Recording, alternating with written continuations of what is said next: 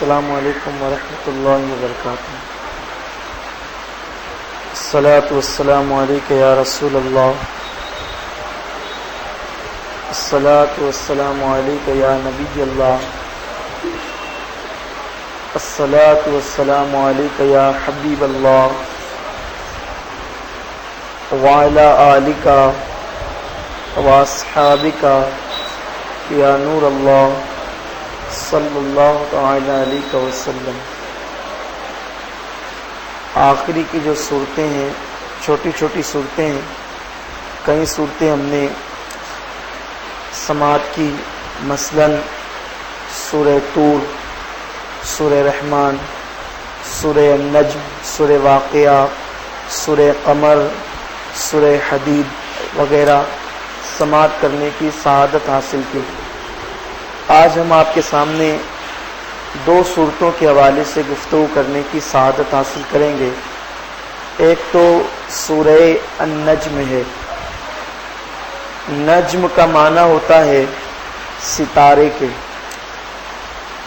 اس سورہ مبارکہ میں اللہ تعالی نے اپنے پیارے حبیب صلی اللہ علیہ وسلم کو ستارہ فرمایا ہے اور ستارے سے تشبیہ دی ہے، اور حبیب پاک صلی اللہ علیہ وسلم کی قسم یاد کی گئی ہے۔ اس سورہ مبارکہ کا جو انداز ہے وہ بڑا مختلف ہے۔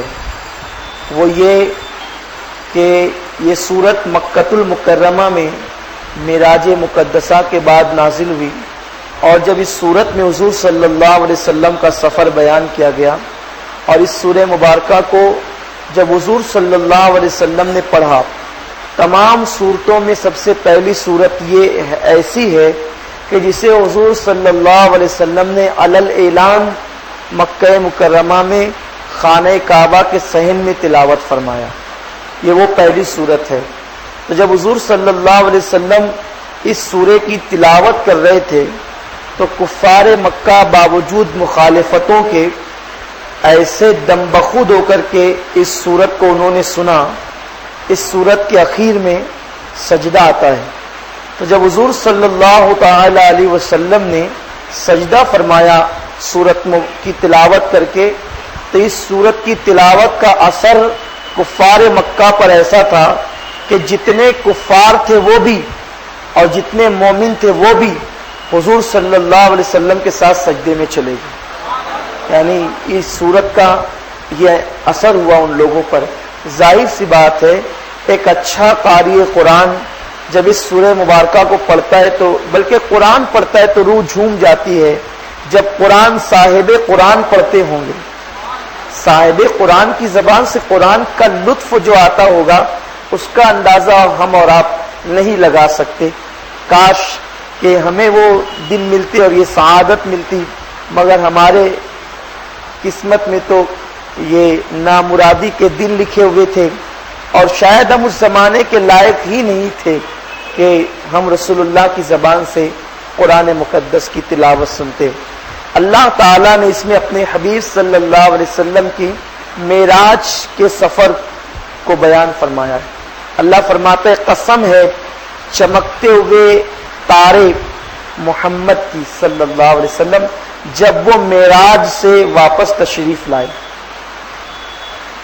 اب حضور صلی اللہ علیہ وسلم کو یہاں جو تارا کہا گیا، تو مختلف مترجمین نے اور مفسرین نے اپنے اقوال پیش کیے ہیں، مگر آپ یہ بات جانتے ہیں کہ گھر کی بات گھر والے زیادہ جانتے ہیں۔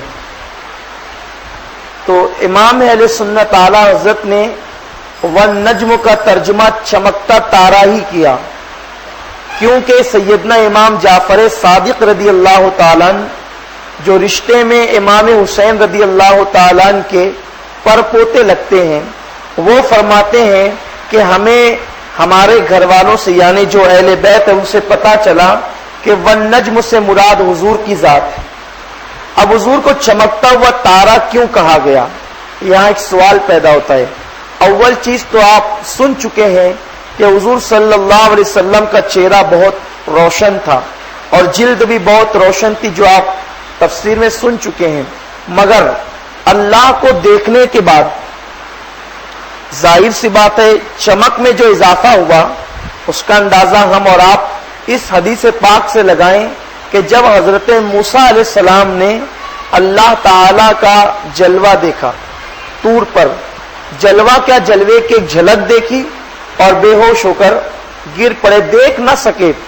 اللہ نے 70,000 پردوں میں اپنے جلووں کی ایک جھلک دکھائی تو موسیٰ بے ہوش ہو کر گر پڑے، مگر اس کے بعد موسیٰ علیہ السلام کے چہرے کی یہ کیفیت ہوئی کہ آپ چہرے پہ نقاب ڈال کر کے گھومنے لگے،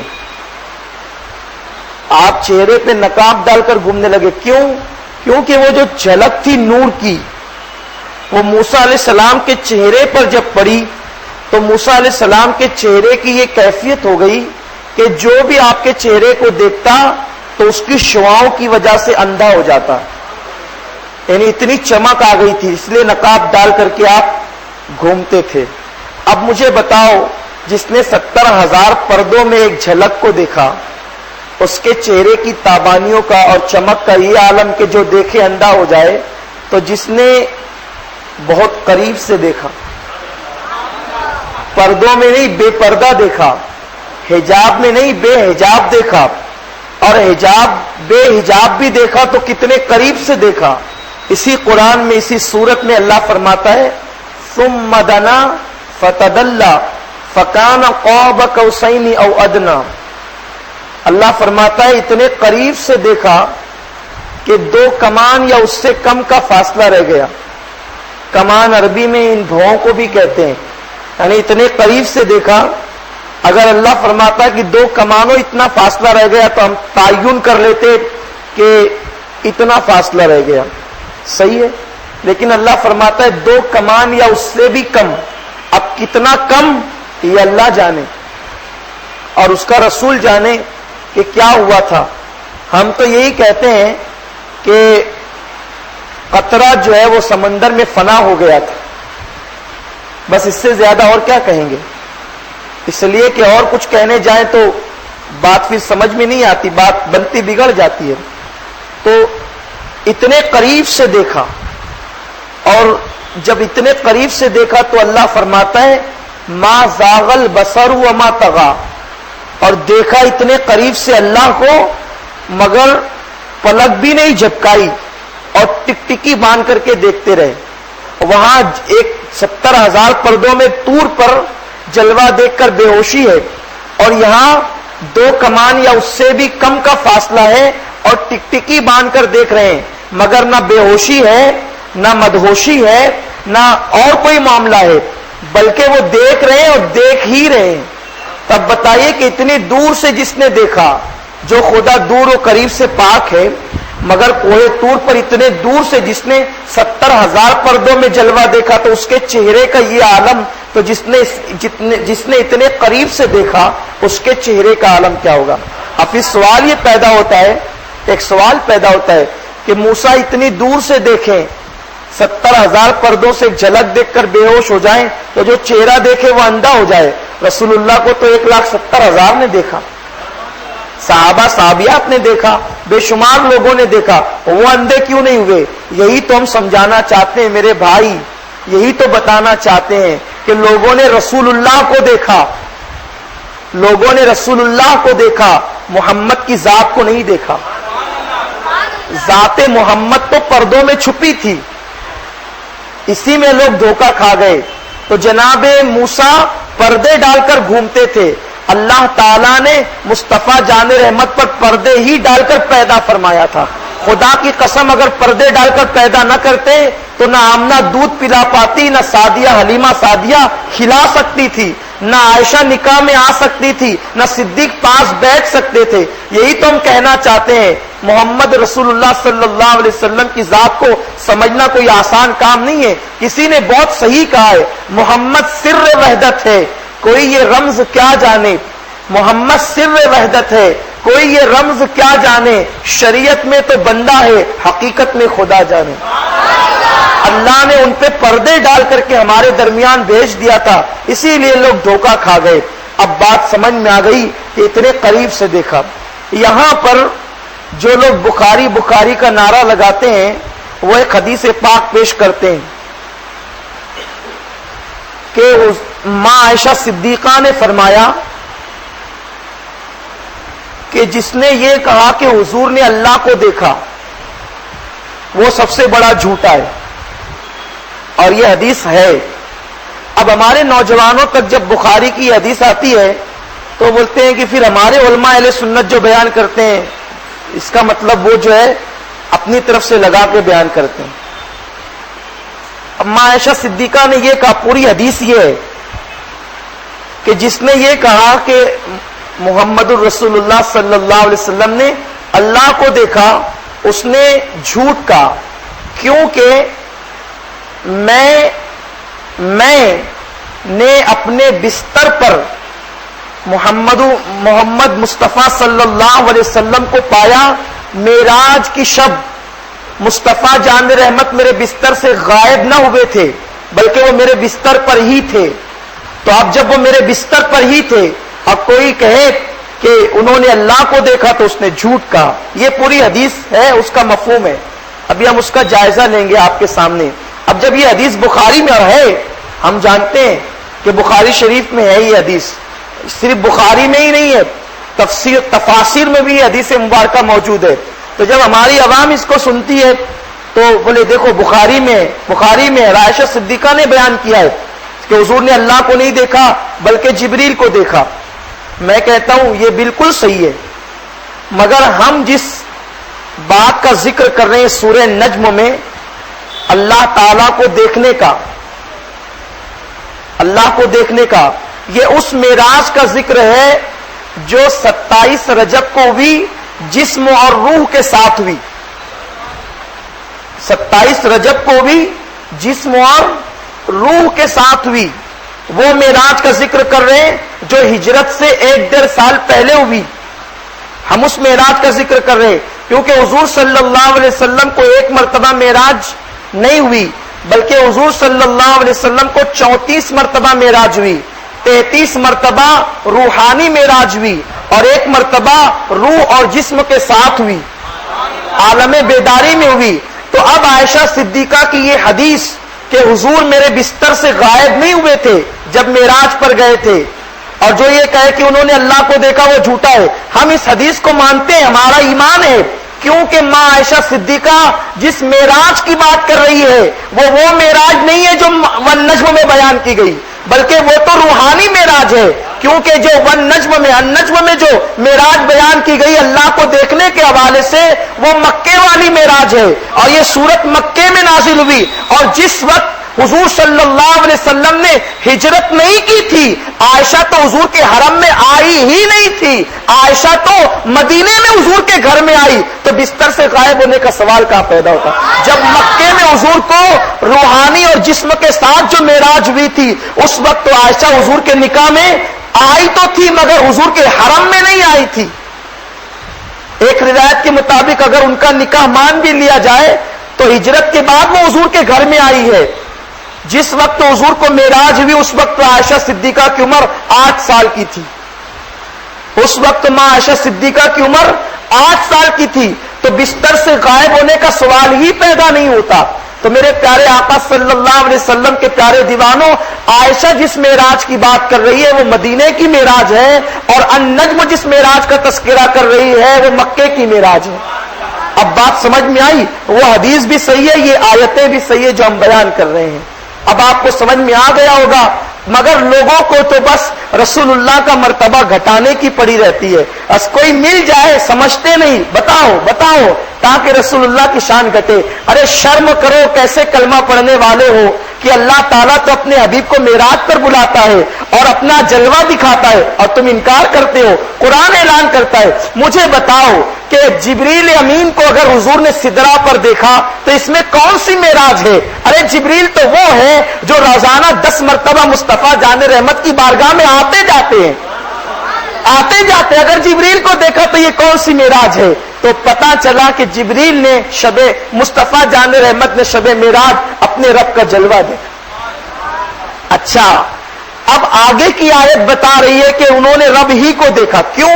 کیونکہ اللہ فرماتا ہے فَأَوْحَى إِلَىٰ عَبْدِهِ مَا أَوْحَى، اور اللہ تعالیٰ نے وحی فرمائی اپنے بندے پر. کس نے وحی فرمائی؟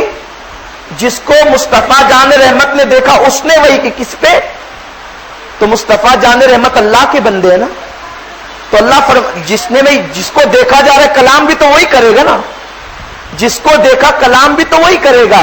اور رہی بات کہ جبریل کو دیکھا، اگر رجب کی معراج پر یہ بات لگائی جائے کہ جبریل کو دیکھا، جبریل تو مکے سے ساتھ میں تھے، جبریل تو لینے آئے تھے، جبریل تو تلووں کو پیشانی مل رہے تھے، تو یہی دیکھ لیتے اسی پر بات ختم ہو جاتی. سدرا تک لے جانے کی کیا ضرورت تھی؟ تو پتا چلا کہ جس عائشہ جو حدیث بیان کر رہی ہے جبریل کو دیکھنے کی وہ بھی صحیح ہے، مگر وہ روحانی معراج ہے جو مدینہ منورہ میں ہوئی، اور جس معراج کا تذکرہ ہم کر رہے ہیں اس پر ہم بالکل حق پر ہیں الحمدللہ. اور قرآن مقدس کی آیت اس کی تائید کر رہی ہے. مسلمانوں اپنے نبی کے مقام، اپنے نبی کے مرتبے کو سمجھو. اور مزید معراج کے واقعات تو آپ معراج کے موقع پر سن چکے ہیں اور سنتے رہتے ہیں، اسی لیے ہم اپنی گفتگو کو یہیں پر ختم کرتے ہیں. سورہ واقعہ کی طرف آتے ہیں. واقعہ کہتے ہیں واقعہ، واقع ہونے والی چیز، آنے والی چیز. اس میں اللہ تعالی نے قیامت کے واقع ہونے کا تذکرہ فرمایا. سورہ رحمان کی جو آخری آیتیں ہیں اس کو بھی ہم اس میں شامل کر لیں گے اور دونوں کا خلاصہ ساتھ میں پیش کریں گے تاکہ آپ کو اس کی بھی لذت مل جائے. اللہ تعالیٰ نے سورہ واقعہ، چونکہ یہ مکی سورت ہے، اس میں اللہ تعالیٰ نے قیامت کا تذکرہ فرمایا. ایک بات یہاں عرض کروں پھر آگے بڑھوں. کچھ لوگوں کو یہ اعتراض ہے مجھ پر کہ میں عمل کی باتیں کیوں نہیں کرتا، تفسیر کے درمیان عمل کی بات کیوں نہیں کرتا، میں عقیدے ہی کی بات کیوں کرتا ہوں. تو ظاہر سی بات ہے قرآن میں جو آ رہا ہے میں وہی کہوں گا، اپنی طرف سے تو میں نہیں جوڑوں گا. قرآن مقدس کو آپ اٹھا کر دیکھیں. میرا چیلنج ہے، قرآن ایسا نہیں کہ صرف میرے ہی پاس ہے، آپ سب کے پاس ہے، بہت عام ہے قرآن، ہے نا. یہ اسلام ہے، یہ کوئی دوسرا مذہب تو نہیں ہے. آریہ سماج تو معاذ اللہ نہیں ہے کہ مذہبی کتابیں صرف برہمنوں کے پاس ہوگی اور باقی عوام کو یوں ہی ایڑا اور پاگل بنایا جائے گا، ایسا تو نہیں ہے. مذہب کی کتاب گھر گھر میں ہے، بچے بچے کے پاس ہے. قرآن مقدس کا آپ پورا مطالعہ کریں تو آپ کو پتا چلے گا 80% قرآن، 80% صرف عقیدے کی بات کرتا ہے، صرف عقیدے کی. کیوں؟ کیونکہ قرآن کا نازل کرنے والا رب یہی چاہتا ہے کہ جب تک عقیدہ مضبوط نہیں ہوگا، تو عقیدہ فاؤنڈیشن ہے، یہ بنیاد ہے. تو اب جب بنیاد مضبوط نہیں ہوگی تو اس پر عمارت کیسے تعمیر ہوگی؟ تو اللہ رب العزت نے مکۃ المکرمہ میں جتنی صورتیں نازل فرمائی اور مدینہ شریف میں بھی تقریباً 80% باتیں اس میں عقیدے کی ہے. عقیدہ مضبوط کرو، عقیدہ مضبوط کرو، عقیدہ مضبوط کرو، عقیدہ بناؤ، عقیدہ بناؤ، عقیدہ بناؤ. اور 20% باتیں عمل کی ہے، کیونکہ جب تک کہ عقیدہ مضبوط نہیں ہوگا عمل کا جذبہ پیدا نہیں ہوگا. تو اس لیے قرآن مقدس میں جو مضمون آ رہا ہے ہم اسی کو بیان کرتے ہیں، اسی کی تفسیر کرتے ہیں اور اسی کی تشریح کرتے ہیں. اب جہاں احکامات آئے تھے ہم نے احکامات بیان کر دیے ابتدا میں مدنی صورتوں میں. اب یہاں پر عقائد کی بات آ رہی تو ہم عقیدے ہی کا ذکر کریں گے. اپنی طرف سے ہم ملانے کی ہمت نہیں کرتے کیونکہ یہ اللہ کا کلام ہے. تو جو بات آئے گی وہی بیان کی جائے گی. آپ حضرات اسے سنیں اور اپنے عقیدے کو مضبوط کریں، اور آپ بھی اپنی زندگی کے اندر یہ شامل کریں کہ ہمیں پہلے اپنا عقیدہ درست کرنا ہے.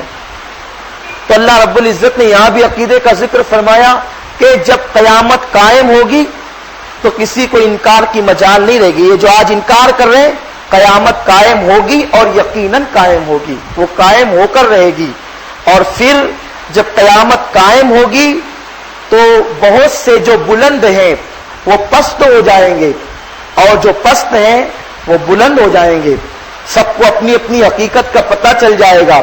یعنی کہ آج دنیا کے اندر جو دنیاوی اعتبار سے پست نظر آتے ہیں اور جو دنیاوی اعتبار سے بہت بلند نظر آتے ہیں، تو جو پست ہیں وہ عمل کے معاملے میں نیک ہے، پرہیزگار ہے، متقی ہے. تو اللہ تعالیٰ ان پستوں کو پستیوں سے بلندی عطا فرمائے گا چونکہ انہوں نے بلند اور نیک اعمال کیے ہوں گے. اور جو بہت زیادہ بلند ہیں مگر ان کے اعمال ٹھیک نہیں ہیں تو اللہ تعالیٰ انہیں پستی میں گرا دے گا.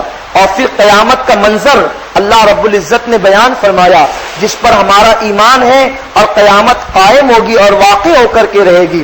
کیا ذکر کیا گیا کہ جب قیامت قائم ہوگی تو یہ آسمان سے باتیں کرنے والے پہاڑ ریزہ ریزہ ہو جائیں گے, ذروں میں تبدیل ہو جائیں گے. مجھے بتاؤ مسلمانوں وہ ساعت کیسی ہوگی جب اللہ تبارک و تعالیٰ قیامت قائم فرمائے گا اور پہاڑ ریزے ریزے ہو کر کپاس اور کاٹن کی مانند جو ہے وہ اڑتے پھر رہے ہوں گے. یہ کیفیت ہوگی. اس کے بعد اللہ رب العزت ارشاد فرماتا ہے زمین تھرا جائے گی, زمین کے اندر زلزلے پیدا ہوں گے.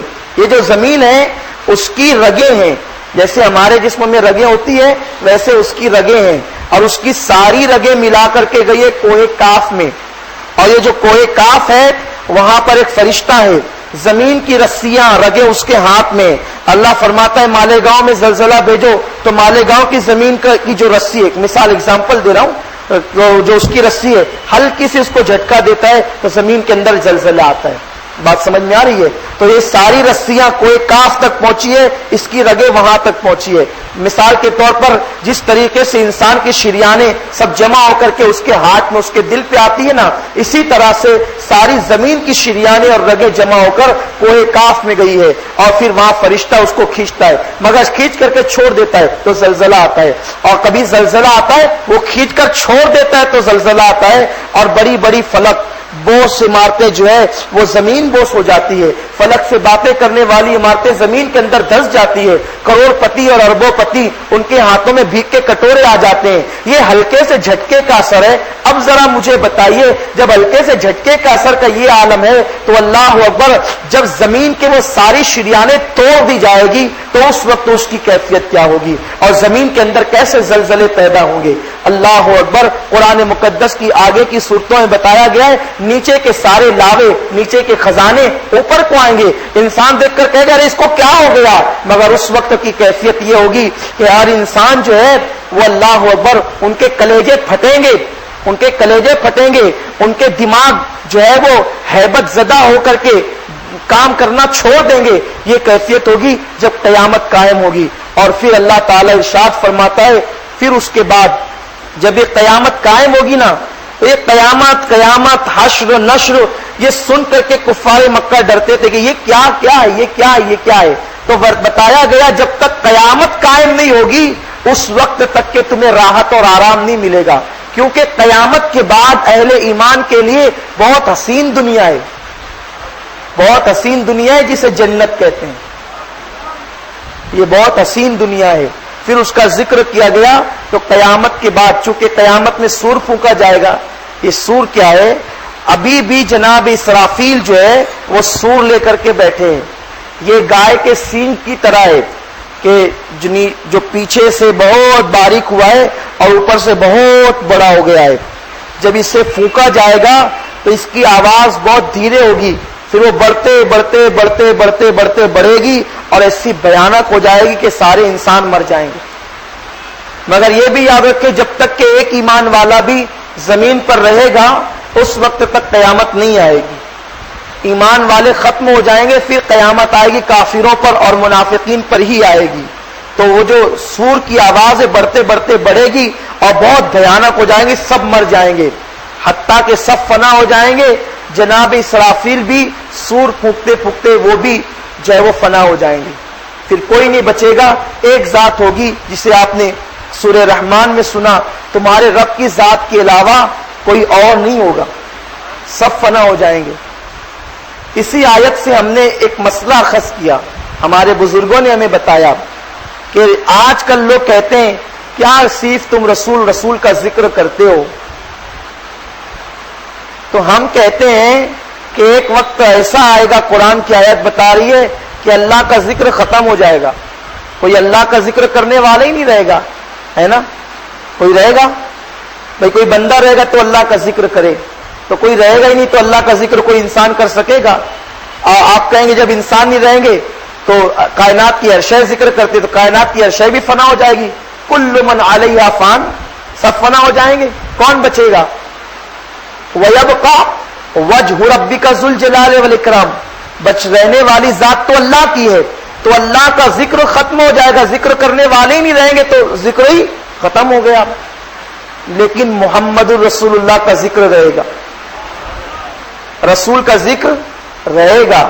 آپ کہیں گے یہ کیا بات کرتے ہیں آپ؟ بھائی اللہ کا ذکر مخلوق کرتی ہے، مخلوق فنا ہو جائے گی، اور رسول کا ذکر خالق کرتا ہے۔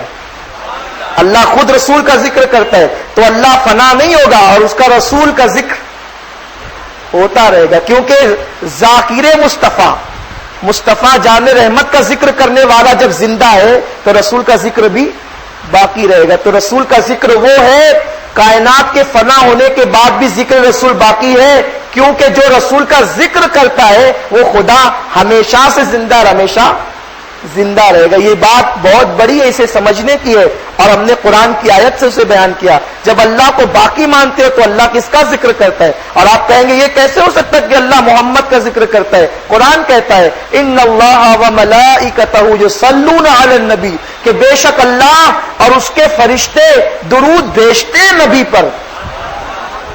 تو اللہ کس کا ذکر کر رہا ہے؟ کس پہ درود بھیج رہا ہے؟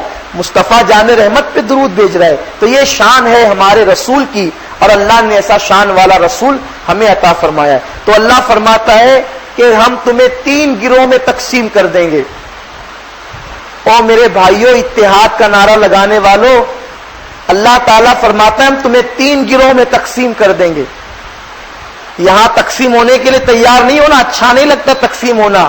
اللہ فرماتا ہے ہم تمہیں تقسیم کریں گے گروہ میں، اس لیے اس سے پہلے یہیں پہ تقسیم ہو جاؤ، کیونکہ اللہ تعالیٰ کو یہ پسند نہیں ہے کہ جنتی اور جہنمی مل کر کے رہیں۔ جہنمیوں سے جنتیوں کو چاہیے کہ جنتی الگ ہو کر رہے۔ اگر کوئی جنتی بننا چاہتا ہے تو اس کے لیے ضروری ہے کہ جو جہنم کی راہ پہ چل رہے ہیں وہ اس سے علیحدہ ہو جائے، اور اللہ تعالیٰ قیامت کے دن بھی یہی کرے گا۔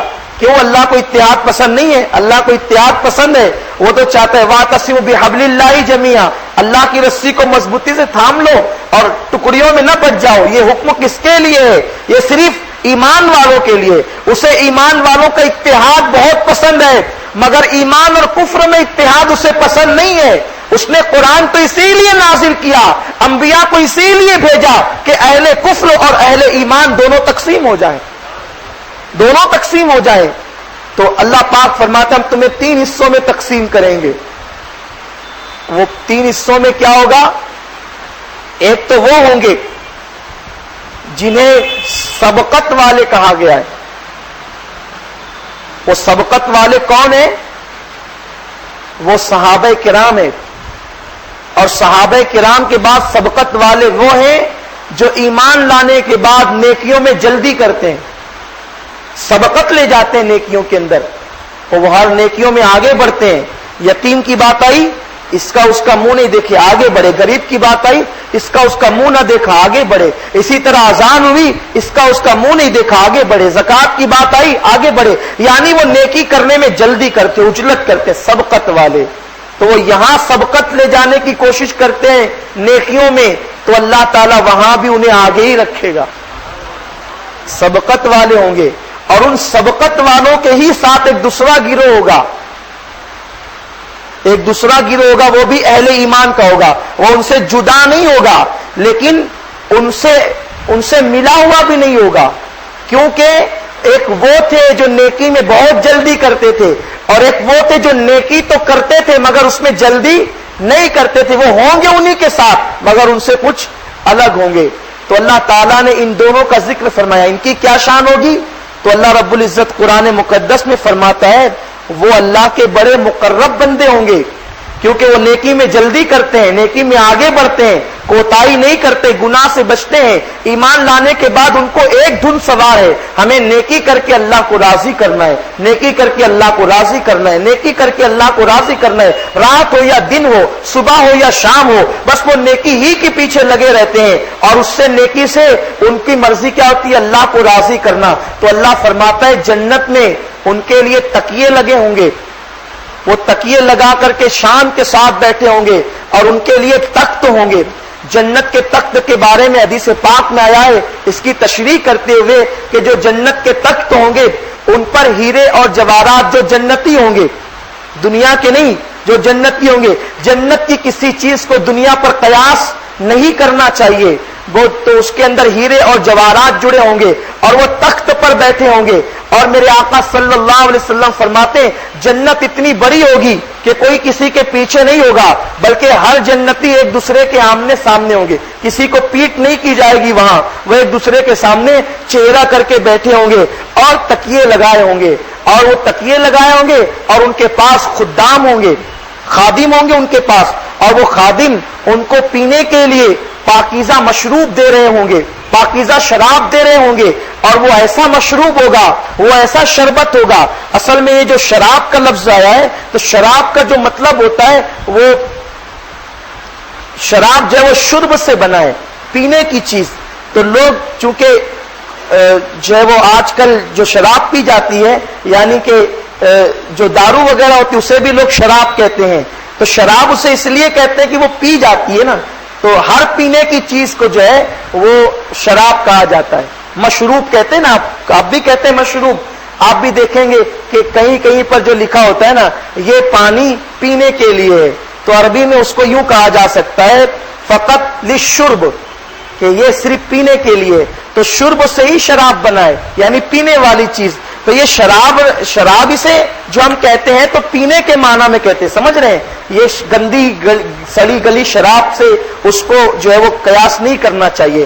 تو جو مشروب ہوگا پینے کا وہ بہت لذیذ ہوگا, اور وہ اتنا اچھا ہوگا کہ نہ اس کے پینے سے نشہ ہوگا, نہ سر کا درد ہوگا, نہ کوئی تکلیف ہوگی, بلکہ جیسے جیسے اسے پیا جائے گا ایمان والوں کا حسن بڑھتا چلا جائے گا, ان کی آنکھوں کی روشنی بڑھتی چلی جائے گی, آنکھوں کی چمک بڑھتی چلی جائے گی. اور جسم میں جنت کے اندر کوئی بوڑھا بھی مرے گا, کوئی جوان بھی مرے گا, کوئی 80 سال کا بھی مرے گا, اور وہ جنت میں جائے گا تو وہ بوڑھا نہیں ہوگا, کمزور نہیں ہوگا, بلکہ وہ 35 سے 34 سال کا جوان ہوگا.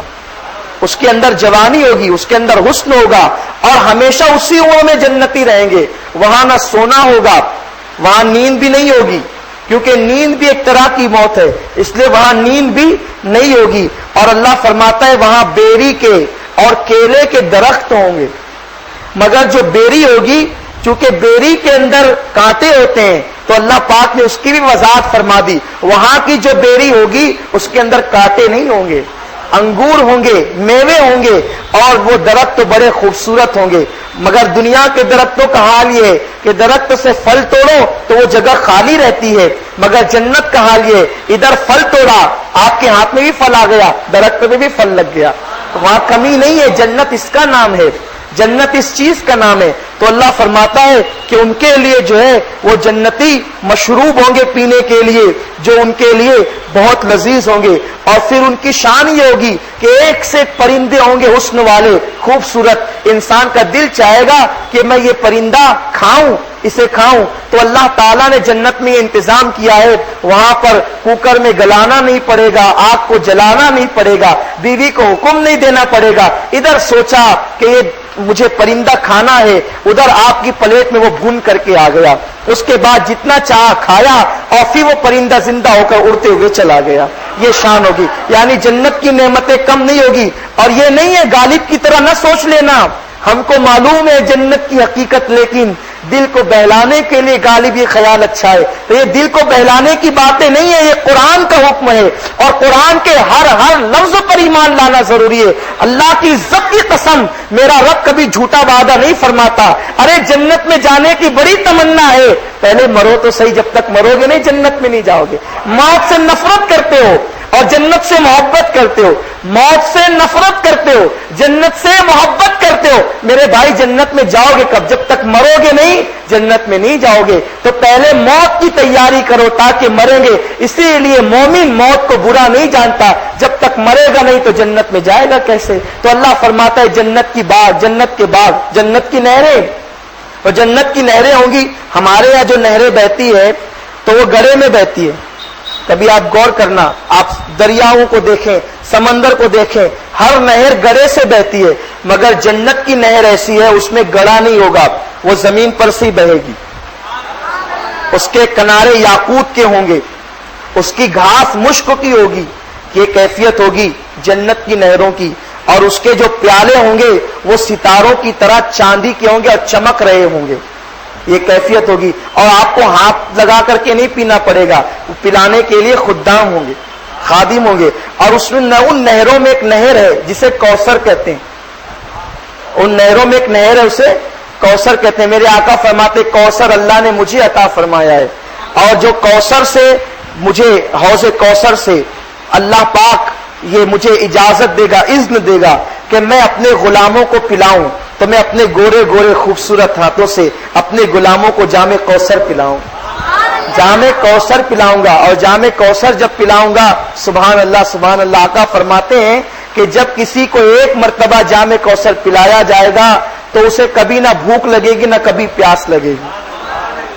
اور پھر دوسری حدیث ہے کہ صرف جام کوثر کا جام مجھے ہی پلانے کا اذن نہیں ہوگا, بلکہ اللہ تعالیٰ جو ہے وہ صدیق اکبر کو بھی اجازت دے گا, فاروق اعظم کو بھی اجازت دے گا, عثمان غنی کو بھی اجازت دے گا, مولا علی کو بھی اجازت دے گا, حسن اور حسین کو بھی اجازت دے گا. اس طرح یہ 7 تنے مبارک جو ہے وہ جام کوثر پلا رہے ہوں گے.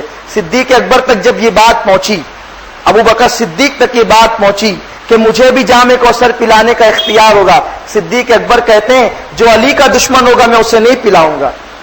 علی کہتے ہیں جو صحابہ کا دشمن ہوگا اسے میں نہیں پلاؤں گا. یہاں سے شیعہ اور خارجی جان لے کہ ان کا تو داخلہ ہی نہیں ہے, انٹری ہی نہیں ہے.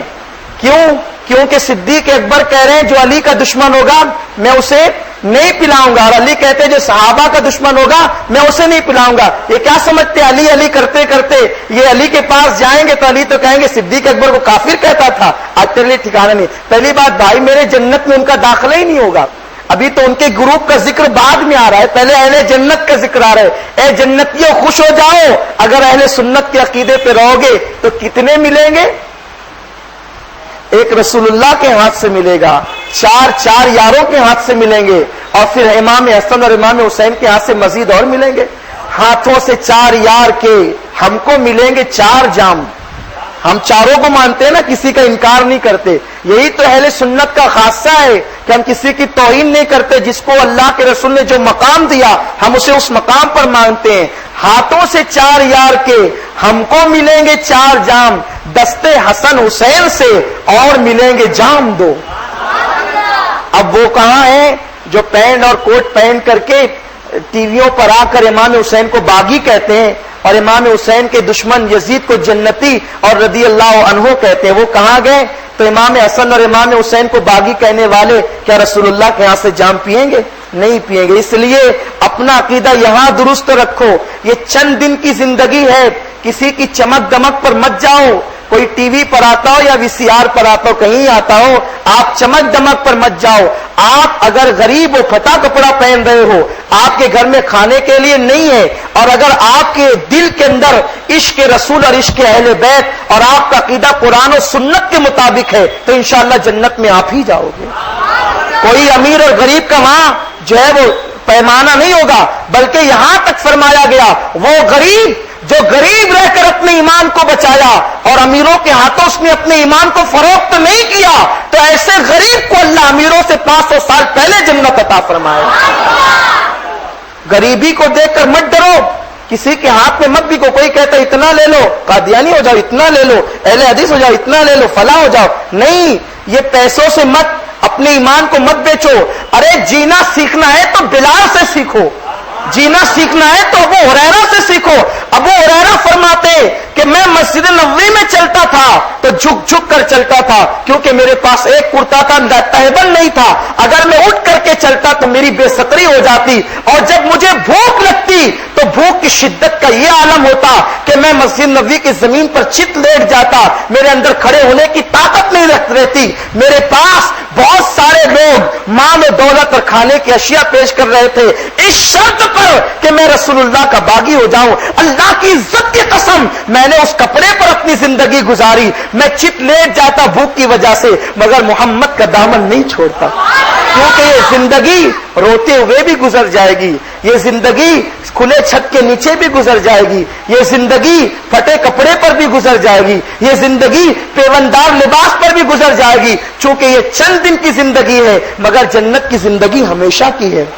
وہی لوگ عقل مند ہیں جو یہاں کی مصیبتوں سے نہیں گھبراتے اور وہاں کی راحت کا انتظار کرتے ہیں. اس لیے میرے غریب سنیوں، کسی کے پیسے کی لالچ میں آنے کی ضرورت نہیں، کسی کے آفر کے پیچھے بھاگنے کی ضرورت نہیں. تمہارا عقیدہ قرآن و سنت کے مطابق ہے، تم ہی حق پر ہو، انشاءاللہ جنت تمہاری ہے. ہم رسول اللہ کے، جنت رسول اللہ کی. پھر اس جنت میں اور کیا ہوگا؟ آئیے ذرا مزے سے سنیے، اس جنت میں اور کیا ہوگا؟ اللہ کے قرآن نے کہا ہے. الحمدللہ اللہ فرماتا ہے ہم نے جنتیوں کے لیے درخت تو سن لیا، نہریں سن لیا، پھر فرمایا خوبصورت محل ہے. اور ایسے محل کہ اس کے اندر شور شرابہ نہیں ہے، ایسے محل کہ کسی دماغ نے اس کا تصور نہیں کیا، ایسے محل کسی آنکھ نے اسے دیکھا نہیں. اور وہ محل کیسے ہیں؟ جب وہ محل بنائے گئے ہیں تو سونے اور چاندی کی اینٹ سے بنائے گئے ہیں، اس کا گارا جو ہے وہ مشک سے ہے. ایسے محل اللہ نے تمہارے لیے تیار کر رکھے ہیں. اور پھر اس محل کے اندر خوبصورت حوریں اللہ فرماتا ہے ہم نے بنائی. اور وہ حوریں کیسی ہے؟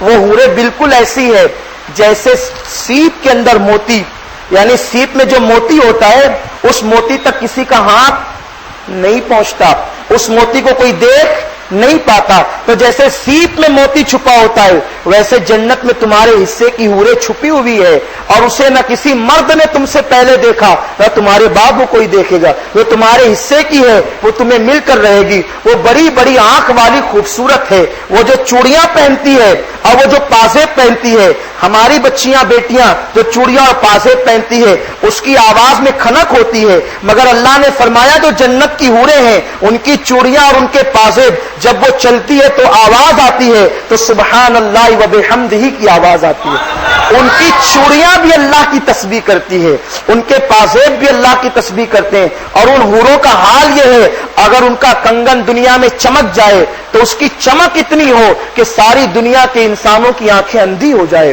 اور پھر ان کا حال یہ ہے کہ اللہ تعالیٰ انہیں لباس پہنائے گا اور تمہیں بھی پہنائے گا. ایک ایک جنتی کو 70 سے لے کر 70,000 تک لباس پہنائے جائیں گے. کتنے؟ 70 سے لے کر 70,000 تک. دنیا میں اتنے لباس پہنو تو گرمی سے حالت خراب. اور پھر فائدہ کیا ہو؟ کیونکہ ہر نیچے والا، ہر اوپر والا نیچے والے کو چھپا لے گا. مگر جو جنت کا لباس ہوگا اس کی خصوصیت یہ بیان کی گئی کہ پہلا لباس بھی نظر آئے گا، دوسرا بھی نظر آئے گا، آخر تک سارے لباس نظر آئیں گے. اور یہ لباس کی شان ہوگی. اور جو ہوئے ہوگی جنت کی وہ اتنی خوبصورت ہوگی کہ ان کے جلد کے اندر سے ان کا گوشت بھی نظر آئے گا، اور گوشت کے اندر جو ہڈی ہے وہ بھی نظر آئے گی، اور ہڈی میں جو گودا ہے وہ بھی نظر آئے گا. ان کی خوبصورتی اس طرح بیان کی گئی. اور پھر وہ کیسی ہوگی؟ نہ جھگڑنے والی ہوگی، وہ جھگڑا نہیں کرے گی، وہ جھگڑا نہیں کرے گی، وہ دھوکہ بھی نہیں دے گی، وہ طلاق بھی نہیں مانگے گی. بلکہ قرآن نے ان کا بہت اچھے انداز سے کیا ذکر کیا کہ وہ پیاری ہوگی اور پیار کرنے والی ہوگی. جنت کی حوروں کے بارے میں اللہ نے فرمایا وہ پیاری ہوگی اور پیار کرنے والی ہوگی. یہ شان ہوگی اہل جنت کی. اور وہ خوب مزے لوٹیں گے. اور جنت کے اندر اور کیا مزے ہوں گے؟ پھر ان کو اپنے رب کا دیدار ہوگا. اپنے سب سے بڑی نعمت، کیا وہ مزے ہوں گے؟ سبحان اللہ، کیا وہ مزے ہوں گے؟ کبھی رسول اللہ کا دیدار ہوگا، کبھی خدا کا دیدار ہوگا، کبھی غوث پاک کا دیدار ہوگا، کبھی غریب نواز کا دیدار ہوگا. دیدار ہوگا اور رب کا دیدار. اور پہلے اب رب کی دیدار کی بات چل رہی ہے. رب کا دیدار کیسے ہوگا؟ اللہ تبارک و تعالیٰ سارے جنتیوں کو بلائے گا، آ جاؤ، آج وعدے کا دن آ گیا. جنتی آ کر جمع ہوں گے اور مشک کی بارش برسائے گا. اور مشک کی بارش میں فرمائے گا کیا چاہتے ہو؟ کہا مولا ساری زندگی تجھے بغیر دیکھے تیری عبادت کی، اب ذرا دکھا بھی دے. تو اللہ تعالیٰ اپنے جلووں سے نقاب ہٹا دے گا. پھر اللہ کو لوگ دیکھیں گے. صحابہ کہتے ہیں یا رسول اللہ کو کیسے دیکھیں گے؟ کیونکہ صحابہ کے سامنے رسول کا چہرہ تھا. ارے انہیں صحیح طور پر نہیں دیکھ پاتے، چہرے سے شعائیں نکلتی، ادھر نظر اٹھی ادھر جھک گئی، ہم انہیں صحیح طور پہ نہیں دیکھ پاتے ہیں، اللہ کو کیسے دیکھیں؟ اور صحابہ یہی حضرت عمر کہتے ہیں کوئی مجھے پوچھے کہ رسول اللہ کیسے تھے تو میں نہیں بتا سکوں، کیونکہ میں نے کبھی نظر بھر کے انہیں دیکھا ہی نہیں. کیونکہ رسول اللہ کے چہرے کی تابانی اور تمانیت کا یہ عالم تھا. تو ان کے سامنے رسول اللہ کا چہرہ، حضور کیسے دیکھیں گے اللہ کو؟ حضور فرماتے ہیں جیسے تم چاند دیکھتے ہو نا آسمان پر، ویسے تم اپنے اللہ کے جلووں کو دیکھو گے۔ اور پھر اللہ تعالیٰ جنت میں بازار لگائے گا، بڑی تفصیل ہے، اب اس تفصیل میں نہیں جانا ہے کیونکہ ابھی آگے دوسروں کا بھی ذکر ہو رہا ہے، انہیں بھی سن لو تاکہ اس سے تم بچ سکو۔ یہ تو ہو گیا اہل جنت کا معاملہ۔ اور پھر یہ ہوگا سلام ہی سلام ہوگا۔ اللہ فرماتا ہے نا وہاں پر ایک دوسرے کو وہ سلام کریں گے، فضول بات نہیں کریں گے، وہاں جھگڑا نہیں ہوگا۔ میں نے ایک دن سوچا مجھے جنت پر بیان کرنا تھا، مرکز پر ہی بیان کرنا تھا، اس وقت میں جنت کے حوالے سے اسٹڈی کر رہا تھا، تو میں نے سوچا اللہ نے فرمایا وہاں جھگڑا نہیں ہوگا۔ میں نے سوچا کہ جھگڑا کیوں نہیں ہوگا؟ پھر مجھے پتا چلا وہاں تو جھگڑالو لوگ ہوں گے ہی نہیں، تو جھگڑا کیسے ہوگا؟ وہاں جھگڑالو سب ایک ہی عقیدے کے، وہی دیکھ جھگڑا کیسے ہوتا ہے آپ کو بتا دو۔ جھگڑا کیسے ہوتا ہے؟ ایک شخص سے بولتا ہے سلام پڑھنا، ایک بولتا ہے حرام ہے، تو جھگڑا ہوتا ہے۔ ایک بولتا ہے علم غیب ہے، ایک بولتا ہے نہیں ہے، تو جھگڑا ہوتا ہے نا۔ ایک بولتا ہے رسول اللہ زندہ، ایک بولتا ہے نہیں ہے، تو جھگڑا ہوتا ہے۔ تو وہاں جھگڑا کیوں نہیں ہوگا؟ کیوں نہیں جھگڑا ہوگا؟ کیونکہ وہاں جتنے ہوں گے بولیں گے حضور کو علم غیب ہے۔ کیوں بولیں گے؟ زندگی بھر بغیر دیکھے تائید کرتے تھے، جنت میں تو سب دیکھ لیں گے نا۔ ارے یہ جنت کس نے بیان کی؟ رسول اللہ نے بیان کی، وہ غیب نہیں تھا تو کیا تھا؟ تو اب غیب کے پردے اٹھ گئے، سب نے دیکھ لیا ہے، اس لیے وہاں جھگڑا نہیں ہوگا۔ اور پھر وہاں پر کوئی یہ نہیں کہے گا سلام پڑھنا حرام ہے، کیوں؟ کیونکہ جب اللہ نبی کو سلام کر رہا ہوگا تو اگر سب سلام کیا جائے تو سب سلام پڑھنے والے ایک ساتھ جمع ہوں گے، سب میلاد والے ایک ساتھ جمع ہوں گے، اولیاء کو ماننے والے ایک ساتھ جمع، اس لیے وہاں جھگڑے نہیں ہوں گے، کیونکہ 72 ایک طرف ہوں گے اور ایک۔ اب ان 72 کا ذکر آ رہا ہے، ان کو بھی اللہ پاک فرماتا ہے، یہ جو تیسرا گروہ ہے نا، تیسرا گروہ، ہاں نہیں میں مذاق نہیں کر رہا ہوں، قرآن مقدس کی بات کر رہا ہوں، آپ اس کو مذاق میں نہیں لیے، حقیقت ہے۔ تو تیسرا گروہ ہوگا الکفر ملت واحدہ، سارے کفر والے فرقے یہ ایک ہے، یہ ایک گروہ میں آ جائیں گے۔ پھر ان کے لیے کیا ہوگا؟ اللہ پاک فرماتا ہے ان کے لیے اللہ تبارک و تعالیٰ نے جو بائیں طرف والے، لیفٹ والے، بائیں طرف والے، ان کے لیے کیا ہے؟ ان کے لیے اللہ فرماتا ہے کہ جہنم میں کھولتا پانی، جہنمیوں کا پیپ اور جلتے ہوئے دھوئیں، وہاں نہ ٹھنڈک ہے نہ عزت ہے، نہ عزت ملے گی نہ ٹھنڈک ملے گی، ذلیل ہوں گے، رسوا ہوں گے۔ آج جو رسوائی کی بات کرتے ہیں تو یہ ذلیل ہوں گے، رسوا ہوں گے۔ اور پھر اللہ تبارک و تعالیٰ ان لوگوں سے فرمائے گا کہ تم کہتے تھے نا کہ ہم مریں گے نہیں، ہم تو ہڈی ہو جائیں گے، یہ دیکھو اللہ تعالیٰ نے تمہیں آج زندہ کیا۔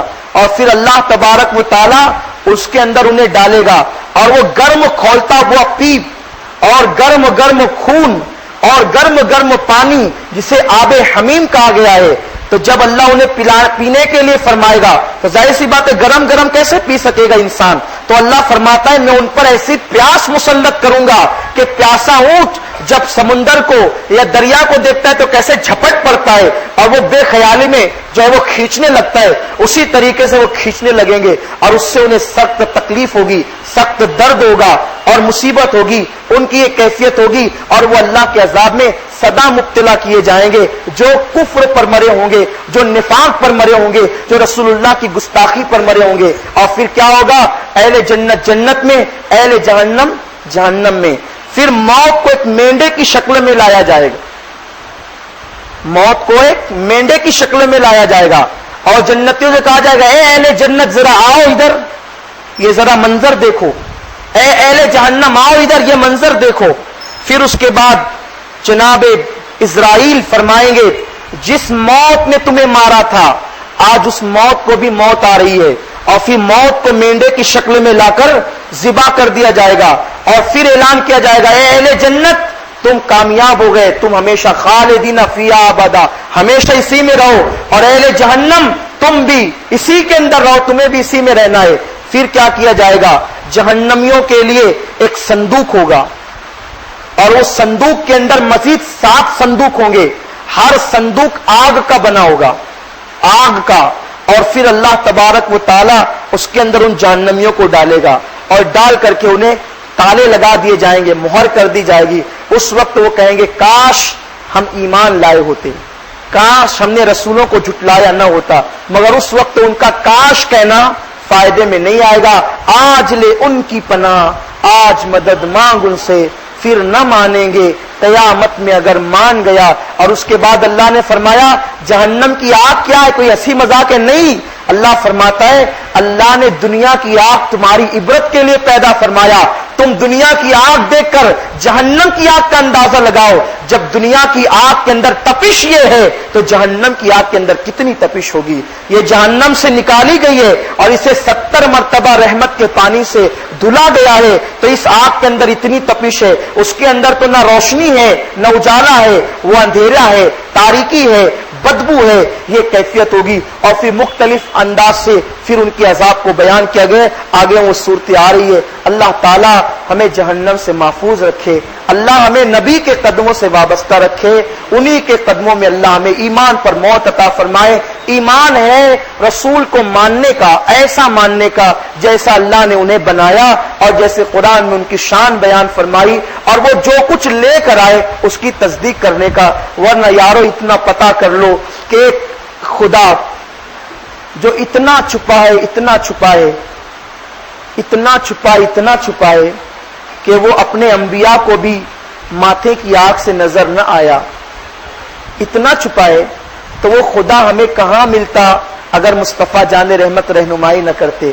تو جس رسول کا اتنا احسان ہم پر ہے کہ انہوں نے پتھر کھائے، اپنا گھرانہ لٹایا اور مکے سے نکل گئے، نکالا گیا وطن سے، ساری تکلیفیں برداشت کی بس ایک وجہ سے کہ اللہ کے بندوں تک اللہ کا دین پہنچ جائے. جب انہوں نے ہم پر اتنا احسان کیا تو ہمارا فرض بنتا ہے. ایک ماں 9 مہینے شکم میں رکھتی ہے اور دودھ پلا کر بڑا کرتی ہے تو اس ماں کے آگے جو ہے وہ اپنے کاندھے اچکانے کی اجازت نہیں. جس نے ماں کے آگے کاندھے اچکائے اس کے بارے میں فرمایا گیا وہ جہنمی ہے. اب مجھے بتاؤ جب ماں 9 مہینے شکم میں رکھے اور دودھ پلا کر بڑا کرے، اس ماں کے آگے کاندھے نہیں اچکا سکتے اور اگر اچکا دیے تو جہنمی ہو گئے. اب مجھے بتائیے وہ رسول جس نے ہمیں اللہ کا پتہ بتایا، جس نے نماز لا کر کے دی، جس نے قرآن لا کر کے دی، تو کیا اس رسول کا یہی حق تھا کہ ہم ان کی توہین کریں معاذ اللہ، ان کی گستاخی کریں معاذ اللہ، اللہ ان کی شان بیان کرے اور ہم ان کی شان میں تنقیص کریں معاذ اللہ؟ یہ ان کا حق نہیں. ان کا حق تو یہ ہے کہ ہم ان کی ایسی تعریف کریں جیسا کہ اللہ نے ان کی تعریف کرنے کا حکم دیا ہے. تو میں اس میں آپ سے کچھ اور نہیں چاہتا، یہی چاہتا اگر دنیا اور آخرت میں کامیابی چاہتے ہو تو آپ رسول اللہ کی تعریف کرو، ان کی توصیف کرو، ان کی شان بیان کرو. اور جو لوگ ان کی شان میں گستاخیاں کرتے ہیں، نازیبا کلمات کہتے ہیں، ان سے بچو. اس میں آپ کی کامیابی دنیا میں بھی ہے، آخرت میں بھی ہے. اللہ پاک سب سے پہلے مجھے اور آپ سب کو رسول اعظم کی سچی محبت عطا فرمائے، ان کی تعظیم کی توفیق عطا فرمائے. اور دوران گفتگو اگر کوئی غلطی ہوگی تو اللہ معاف فرما دے. دیکھیے وقت تو آج پھر زائد ہوا ہے.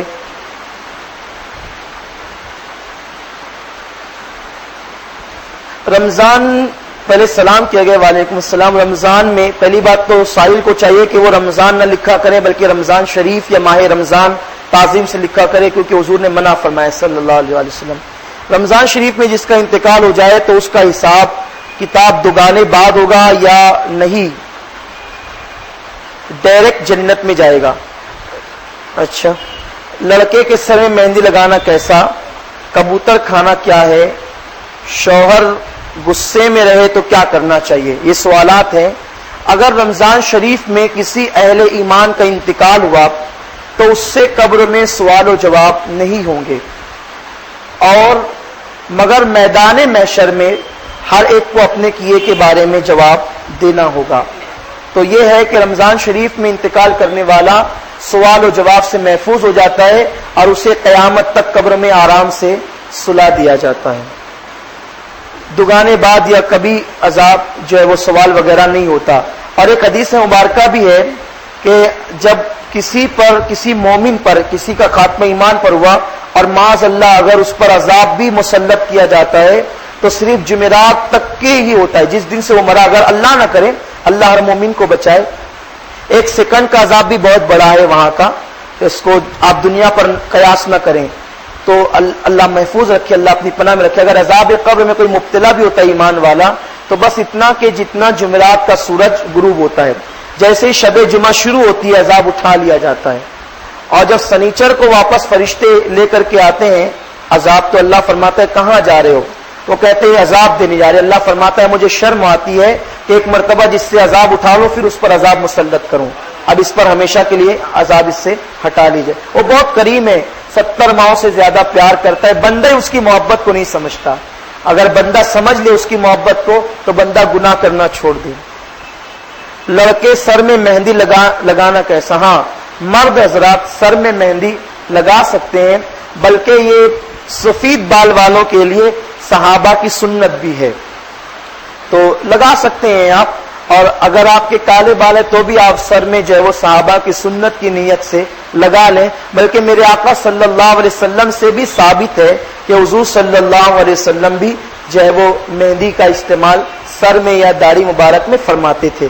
لیکن مجھے زیادہ یہی مناسب لگتا ہے کہ سر مبارک میں ہی مہندی کا استعمال فرماتے تھے, چونکہ جب حضور صلی اللہ علیہ وسلم نے 63 سال کی عمر میں پردہ فرمایا تو اللہ نے اپنے محبوب کو بڑھاپے سے بچایا, کہ بڑھاپا بھی ایک طریقے کا عیب ہے, بوڑھا ہونے کے بعد وہ بظاہر عیب نظر آتا ہے. تو حضور صلی اللہ علیہ وسلم 63 سال کی عمر میں بھی 35 سال کے نوجوان نظر آتے تھے.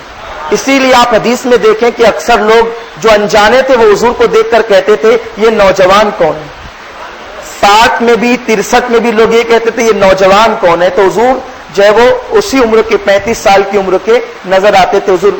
اور جب آقا نے پردہ فرمایا تو 10-12 بال ہی سفید ہوئے تھے داڑھی شریف کے, تو اور اس سے زیادہ بال سفید نہیں ہوئے تھے. یہ میرے سرکار صلی اللہ علیہ وسلم کی شان ہے. تو اب ہاں دو مہندی لگا سکتے ہیں, داڑھی میں بھی سر میں بھی, تو مگر صرف مہندی لگا سکتے ہیں یا مہندی کے رنگ کا, مہندی جس کلر کی ہوتی ہے اس کلر کا الکوہل اگر نہ ملا ہو تو اس کلر کا, جس میں یعنی مہندی کے کلر کا, لال کلر کا اگر الکوہل نہ ملا ہو تو آج کل گودریج کمپنی وغیرہ کے جو وہ آ رہے ہیں نا بال کو لال کرنے والے, اس کو بھی لگا سکتے, لیکن شرط ہے کہ اس کے اندر الکوہل نہ ہو اور اس کا رنگ جو ہے وہ سرخ ہو, کالا نہ ہو. کالا خضاب لگانا یہ ناجائز و گناہ ہے, اور الکوہل والا ہو تو پھر وہ کسی بھی رنگ کا ہو وہ ناجائز و گناہ ہے, کیونکہ الکوہل جو ہے وہ شراب کے مثل, پیشاب کے مثل ناپاک ہے, اس کا استعمال جائز نہیں ہے. بہت سارے لڑکے بال پیلے کر لیتے ہیں, الگ الگ کر لیتے ہیں, یہ بھی ناجائز ہے, کیونکہ یہ اللہ تبارک و تعالیٰ کی بنائی ہوئی چیز کو بدلنا ہے اور مصلح کرنا ہے. اس لیے لوگوں کو چاہیے کہ ایسا نہ کریں. مجھے حیرت ہوتی ہے اللہ کا دیا ہوا رنگ تمہیں پسند نہیں آتا کہ تم کوئی بھی رنگ چڑھا لیتے ہو. ہاں جس رنگ چڑھانے کی اجازت ہے وہ رنگ چڑھائیے, اور پھر کیا ضروری ہے کہ آپ کالے بال کو لال کریں؟ بھائی کالا ہے کالا ہی رہنے دیجیے, جب سفید ہو جائیں گے جب کیجئے گا اچھی بات ہے. لیکن اگر مہندی سنت کی ادائیگی کی نیت سے لگانا چاہیں تو لگا سکتے ہیں, اس میں کوئی حرج بھی نہیں ہے, اس میں فائدے ہیں. شوہر غصے میں رہے تو کیا کرنا چاہیے؟ شوہر غصے میں رہے تو بیوی کو ٹھنڈی ہو جانا چاہیے اور لاہور شریف کو پڑھتی رہے انشاءاللہ اس کی برکت سے.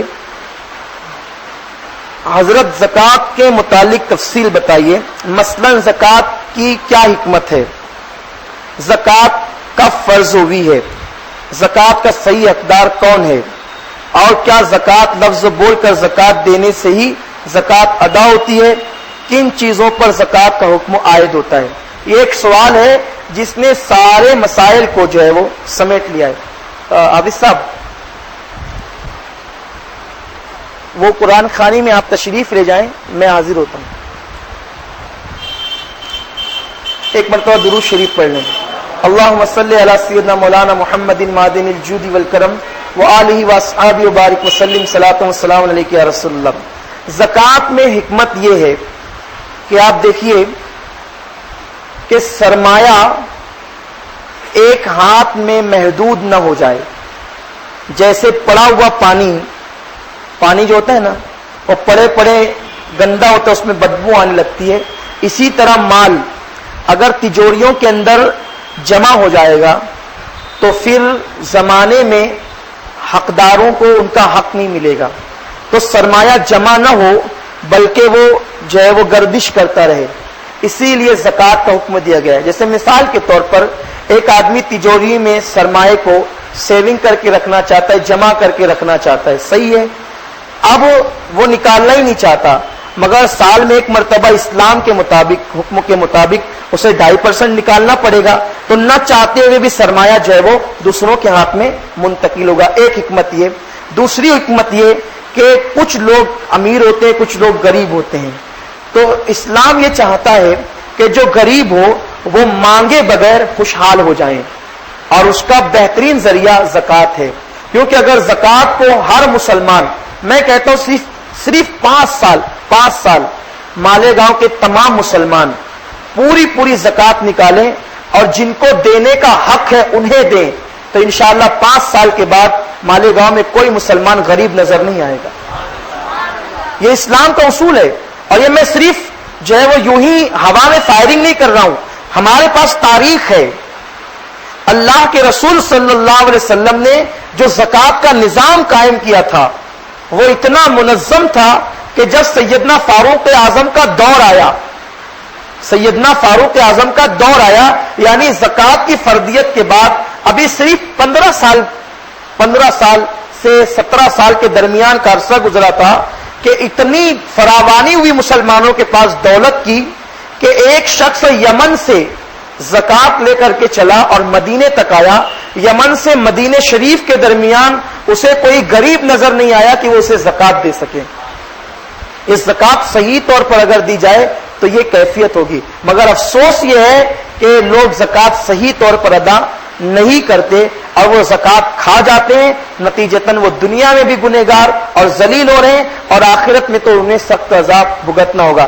صحیح طور پر زکوٰۃ نکالی جائے. تو زکوٰۃ کی حکمت یہ ہے کہ غریبوں کو خوشحال کیا جائے.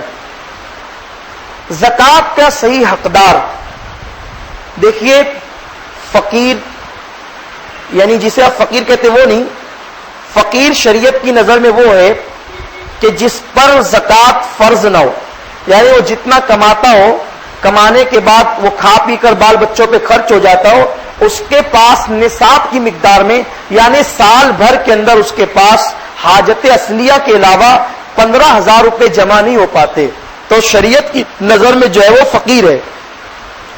تو ایسے لوگ، اور وہ لوگ جو ہے وہ فقیر ہے مگر غیر ہاشمی ہے، یعنی وہ لوگ سید نہیں ہیں، تو ان لوگوں کو زکوٰۃ دی جائے. زکوٰۃ جو ہے وہ بھائیوں کو بھی دی جا سکتی ہے، زکوٰۃ بہنوں کو بھی دی جا سکتی ہے. زکوٰۃ کسے نہیں دی جا سکتی؟ اصل اور فرع کو زکوٰۃ نہیں دی جا سکتی. اصل کہتے ہیں ماں باپ، دادا دادی، نانا نانی، ابھی اوپر جتنا جاتے جائیں گے یہ سب اصل کہلاتے ہیں. اور فرع بیٹا بیٹی، پوتا پوتی، نواسا نواسی، یہ جو ہے وہ فرع ہے. سمجھ گئے؟ اب نیچے جتنا جائیں گے ان لوگوں کو زکوٰۃ نہیں دے سکتے. بات سمجھ میں آئی؟ تو بھائی کو بھی زکوٰۃ دے سکتے ہیں. لیکن کبھی ایسا بھی ہوگا آپ کے ساتھ کہ 2 بھائی ہیں، ایک ہی ماں کا دونوں نے دودھ پیا ہے، ایک ہی باپ کی اولاد ہے. اب ایک بن گیا مالدار کروڑ پتی، ایک بیچارہ غریب. تو اب بھائی جب بھائی کو زکوٰۃ دے گا تو اسے زکوٰۃ دینا بھی اچھا نہیں لگے گا، اسے لینا بھی اچھا نہیں لگے گا. تو بعض لوگ کیا کرتے ہیں، غیرت کی وجہ سے مجھے زکوٰۃ نہیں چاہیے. تو ایسی صورت میں اسلام کتنا مقدس دین آپ اندازہ لگائیں. اسلام نے یہ اجازت دی ہے کہ آپ اگر اپنے بھائی کو یا قریبی دوست یا رشتہ دار کو دے رہے ہیں تو آپ کے لیے ضروری نہیں ہے کہ آپ اسے زکوٰۃ کہہ کر دیں، بلکہ آپ نے دل میں نیت کر لی کہ یہ زکوٰۃ میں دے رہا ہوں، اور پھر آپ نے یہ کہہ کے دیا میرے بھائی یہ تیری تہواری ہے، تو بھی آپ کی زکوٰۃ ادا ہو گئی.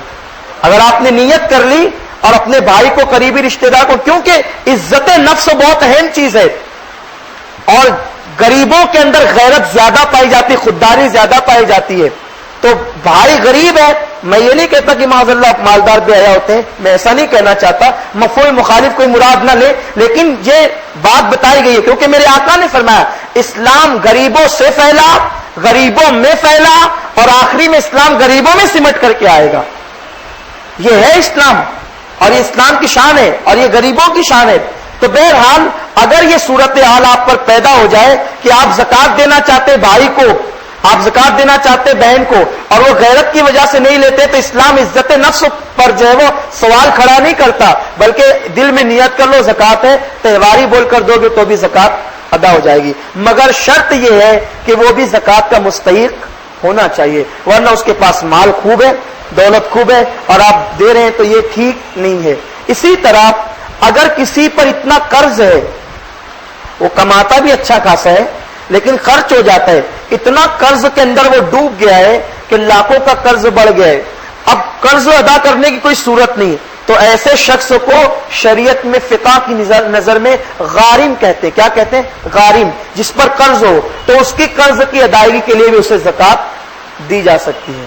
اسی طرح سے کوئی مسافر ہے، یعنی کوئی مسافر ہے، اب جو مسافر جو شرعی ہوتا ہے وہ 92 کلومیٹر کی نیت سے اپنے گھر سے نکلا تو وہ شرعی مسافر ہے۔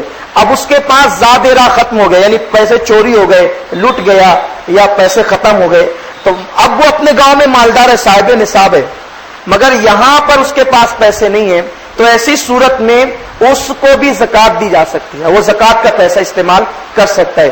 مگر آج کی تاریخ میں چونکہ یہ مسئلہ اس وقت مرتب کیا گیا جب اے ٹی ایم کا سسٹم نہیں تھا، آنگڑیا کا سسٹم نہیں تھا، تو آج کی تاریخ میں اگر اے ٹی ایم سے وہ پیسہ منگا سکتا ہے تو اسے چاہیے کہ وہ اے ٹی ایم سے منگائے، آنگڑیا سے منگا سکتا ہے آنگڑیا سے منگائے، اور ساری صورتیں اگر مسدود ہو، کوئی راہ ہی نہیں ہے، تب اسے علماء اجازت دیتے ہیں کہ اب وہ زکوٰۃ کا پیسہ استعمال کر لے، کیونکہ جس زمانے میں کتابوں میں یہ مسائل لکھے جا رہے تھے تو اس زمانے میں اے ٹی ایم نہیں تھا، آنگڑیا نہیں تھا، زمانہ اتنا تیز رفتار نہیں تھا، میری بات آپ سمجھ رہے ہیں نا؟ تو اس لیے لوگوں کو چاہیے، کیونکہ بہت سارے لوگ جب وہ کتاب میں پڑھتے ہیں پھر ہم سے بحث کرتے ہیں، ہمارے علماء سے بحث کرتے ہیں، یہ اس میں یہ لکھا ہے، آپ یہ بیان کر رہے ہیں۔ میرے بھائی آپ زمانے کی رفتار تو دیکھیے، حالات تو دیکھیے، اس کے مطابق جیسے حالات بدلتے ہیں اس کے مطابق جو ہے وہ فتوے دیے جاتے ہیں اور اسی کے مطابق فتویٰ بتایا جاتا ہے۔ تو اب آپ، مجھے امید ہے کہ سمجھ گئے ہوں گے، اور بہت ساری باتیں جو بچ گئی ہیں انشاءاللہ اللہ نے چاہا تو ہم کل آپ کے سامنے پیش کریں گے۔ الفاتحہ۔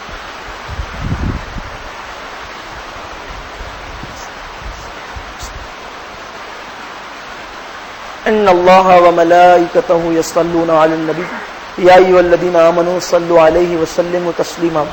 اللہ رب محمد صلی اللہ علیہ وسلم، نحن عباد محمد صلی اللہ علیہ وسلم وعلی ذوی وآلہ ابد الدہور وکرما وافوض امری الی اللہ ان اللہ بصیر بالعباد برحمتک یا ارحم الراحمین۔